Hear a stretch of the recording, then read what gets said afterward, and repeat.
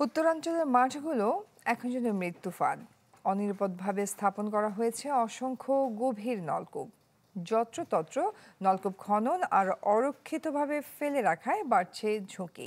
যদিও এসবের দায় নিতে নারাজ বরেন্দ্র উন্নয়ন কর্তৃপক্ষ। নওগাঁ থেকে হারুনুর রশিদের রিপোর্ট, ক্যামেরায় ছিলেন আল মোমিন। নদী খালে পানি মেলে না, তাই উত্তরের কৃষির ভরসা গভীর নলকূপ। ভূগর্ভস্থ পানি পেতে এজন্য মাঠে মাঠে খোঁড়া হয় 150 থেকে 200 ফুটের গভীর নলকূপ। কিন্তু এই বড় কর্মযজ্ঞের বেশিরভাগ ক্ষেত্রেই উপেক্ষিত নিরাপত্তা। একদমই ফাঁকা মাঠের মাঝখানে এই গভীর নলকূপটি বসানো হয়েছে। একটি মেশিন বসানো হয়েছে 5 ফিট নিচু করে, আর তার ঠিক ডান পাশে একটি যে এখান থেকে ভূগর্ভস্থ পানি উঠবে সেই পাইপটি বসানো হয়েছে প্রায় 80 ফিট নিচে। অর্থাৎ এখানে অন্ধকারের মধ্যে কিংবা গভীর কুয়াশার মধ্যে কোনো প্রাপ্তবয়স্ক মানুষ অথবা শিশু আসলে বুঝে ওঠার ক্ষমতা নাই যে এখানে আসলে এই গভীর নলকূপ বসানো আছে। নিঃসন্দেহে এটি একটি অরক্ষিত বলা চলে।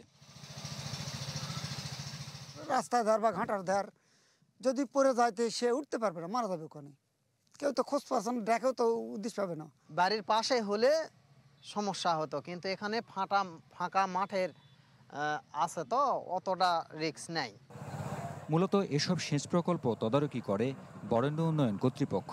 তারাই এখন দায় নিতে নারাজ। সব নষ্ট হয়ে পড়ে আছে, বাকিটা ধরেন 50টার মতো আছে আর সব নষ্ট হয়ে পড়ে আছে।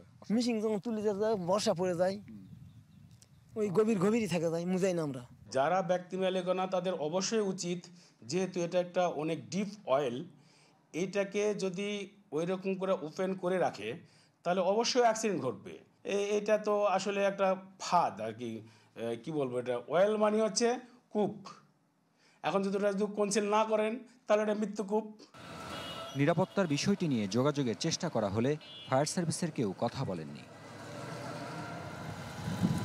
তথ্য মিলেছে রাজশাহী বিভাগের জেলাগুলোতে সব মিলিয়ে গভীর নলকূপ আছে প্রায় 4 লাখ।